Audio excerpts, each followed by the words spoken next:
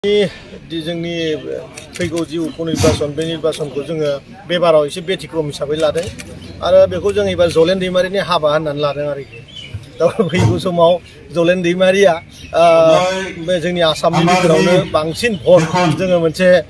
लानायनि बिथांनि इलेक्सनजोंनो जोंबो मोनसे एक्सारसाइज जिहेतु जोङो बिटिआरनि इएम गासिबो दङ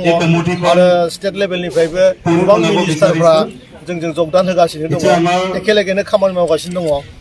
बेखायनो आं बुंदों एबार बे बाराव 1 लाखनिबो बारा भट लानानै तामुलपुर समस्तिखौ जों आसामनि गेजेरावनो बांसिन भट लानाय बे मोनसे रेकर्डखौ बानायनो थांगासिनो दङ बेखायनो जों बिराद खुसि आरोखि जों बेयाव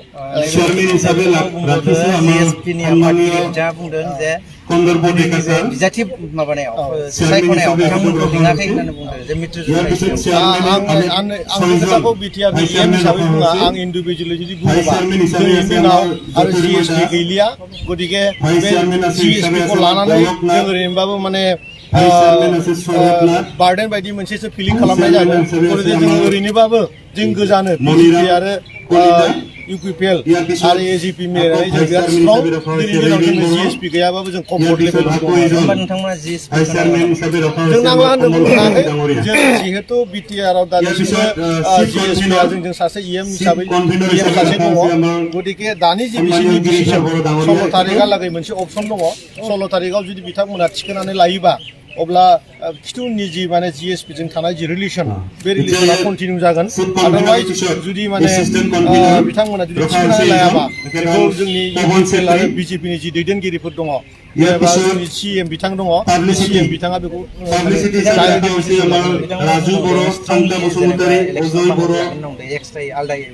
बेखौ लानो हायो बे गिदिर बाथ्रा नङा जिएसपि हिसाबै बेवहाय जेबो रायजो गैया दिनैनि दिनाव 1,000 बिसोरनि माने भटिं जानाय नङा खारन रायजोआ दिनै सोलायनायखौ लुबैदों प्रमद बर'नि दैदेननायाव मोनसे गोदान मोनसे समाज दानायनि थाखाय जि माने रायजोआ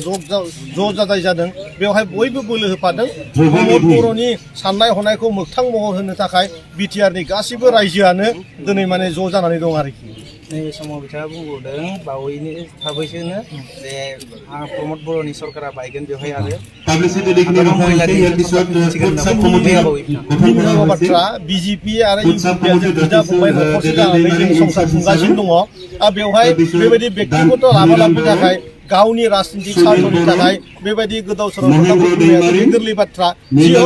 जों बेखौ खोनासंनोबो लुगैया जों बिजेपि आरो इउपिपिएल जों बिदा फंबाय रोखोमनि जोङो स्टेटआवबो आरो जोङो बिटिसिआवबो जों रायजो खुंगासिनो दङ जोंहा जेबो जोंहा दाउट गैलाया आरो बे जिएसपि गैयाबाबो जोङो बिराद कम्फर्ट लेभेलाव दङ जों आदारवाइज दहायनो बुंखाबाय आं जोंनि थाखाय बार्डेनसो बियो इमानुएल बिथाङा बुंबावदों जे इउपिपिएलआ बिजेपिनि उपदेष्टा हिसाबै इमानुएलआ बे इमानुएल मुसाहारिया आसलते व्यक्तिगत केन्डिडेट मोनसे राजनीतिनि खोथा बुंगासिनो दङ बेवहाय बेहा आसलते दिनै नोंथांमोना बिथांखौ मानो एथ'ग्राब माने मिडियायाव माने रायलायथावथाव बादि बानायदों आंथ' मालाबा सन्देह जायो मिडियायासो बिथांखौ हाइलाइट खालामदों नामा खारन व्यक्तिगत हिसाबै बिथाङा जेबोआनो माने तामुलपुर ओनसोलाव जेबोआनो गैया सासेल' मानसि सिंगोल मानसि आरो बे सिंगोल मानसिखौ लानानै दिनै 2 लाखनिबो बारा सोद्रोमाफोर जोंनि तामुलपुराव दङ बे गासिबो बिनि खोथाखौ रायलायनांगौ मानसि नङा आरो बिथाङा बिराद सेल्फिश इन्डिभिजुवेल माने गावनि लाभालाभनि थाखाय न' बिल्डिं बानायनायनि थाखाय गुवाहाटियाव हा बायनो थाखाय बिनि थाखाय बिथाङा राजनीतिखौ बाहायबोगासिनो दङ आगोबा आरोबाव बे बाराव बिथाङा दिल्लीयाव फ्लेट लानो हायो नामा बिनि थाखाय तामुलपुरनि रायजोफोरखौ खनसे थगायबावनो हायो नामा बिनि सोलो बानायगासिनो दङ बेखायनो बेफोरबायदि फाल्थु खोथाफोरखौ बखिगासिनो दङ इउपिपिएलआ बिजेपिनि जे मावथिफोरखौ बे खोथाया नंखाय बेबायदि दिनैसिमबो सोरबाया राजनीति लाभालाभनि थाखाय बुंनो हागौ खिन्थु जोंनि जे इउपिपिएल कर्मीफोर दङ बे जोंनि जे इउपिपिएल बे गोदोनि दिनैनिफ्राय 17 बोसोर आगोलनिफ्रायनो माने जेबो मोननो लुगैया गारा समाज दानायनि नामाव लोगो होबोखानाय मोनसे दल इसिडिआरनिफ्राय लानानै जोंनि इउपिपिएल गतिके बे बाराव मोननायखौ लानानै जोंनि संगठनाव जोंनि इउपिपिएल जोलाव मोननाय मोनिखौ लानानै बे रायलायनायाव फेक्टरानो नङा खारन जों समाजखौ सिबिनो फैदों समाजखान्थिखौ जोङो गोदान महर होनो नागिरदों बेयाव गावनि उदैनि माइरं बा सोरबा माने न' बिल्डिं लुनाय बा माने दखान बा गारि मथर लानाय बेफोरबायदि खोथाजों इउपिपिएल दोलोआव जेबो जायगा गैया आरोखि बेफोर नंखाय प्रमद बर' बिथांखौ बुंगासिनो नैबे समाव जे प्रमद बर'आ गाव जेरैबायदि खालामनो हायो बेफोरबायदि मानसिखौसो टिकेट होयो होननानै बुङो बेफोरो नंखाय बेफोरबायदि खोथाया एकदमबारे नंखाय दिनै जोङो दङ जोङो गावनि जि माने केपेबल बे हिसाबै जों बिथांनिफ्राय टिकेट मोननो हादों आरो बुहुत मानसि दङ दिनै जिरन बिथां दङ गोदोनिफ्रायनो समाज सिबियारि मानसि जिरन बिथाङा दिनै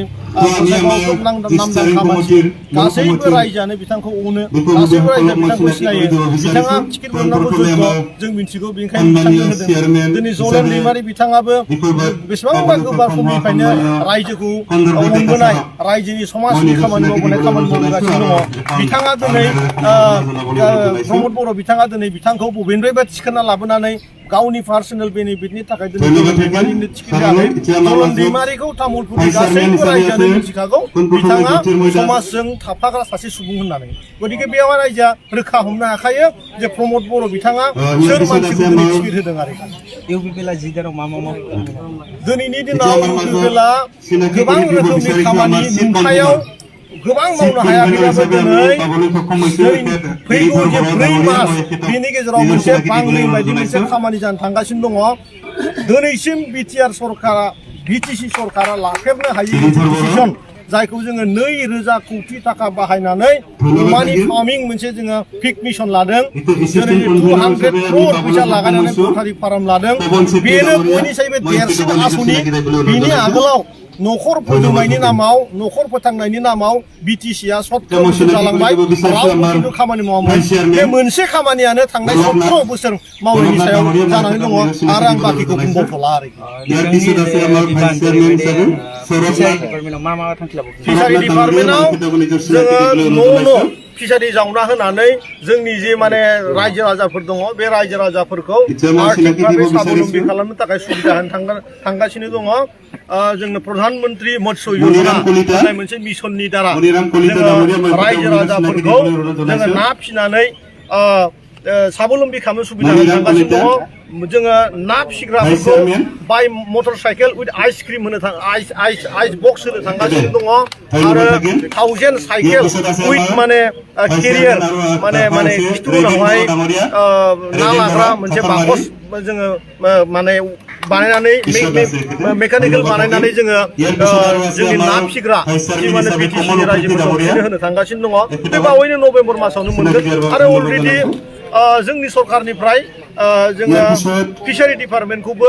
मोनसे समाव जे रोखोमै गारसोना दोनदोंमोन बे बाराव बेखौबो जोङो मोनसे जेरै जोङो एनिमेल हासबेन्डारिखौ जे रोखोम डेभेलप खालामदों फिसारिखौबो खालामनो थांगासिनो दं आरोखि हाग्रामा महिलारिया तामुलपुर बियाबाव दासिम केन्डिडेट होआखै बिनि केन्डिडेट होयैनि जाहोना मा जि खादों बेयाव होनांगौ मा बाथ्रा दं बेहालाय दिनै बे गावनि आथिं मालायनि आथिं हमै हमै दिनै बेयो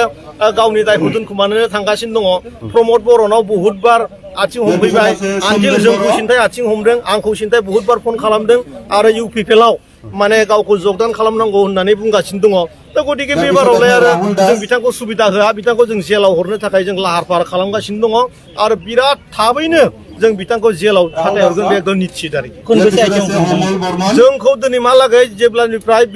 बिटिआर सरकार गठन खालामदों बिनि उनावनो प्रमदजों खमियाव खेबबा 5 टाइम रायलायदों आरो जोंनि लेभेलाव 2 टाइम्स अलरेडि रायलायदों बिथाङा इउपिपिएलआव साबमिसन जानो थाखाय बहुतबार बुंगासिनो दङ खिन्थु जोंनिफ्राय जोंनाव जेबो शब्द गैया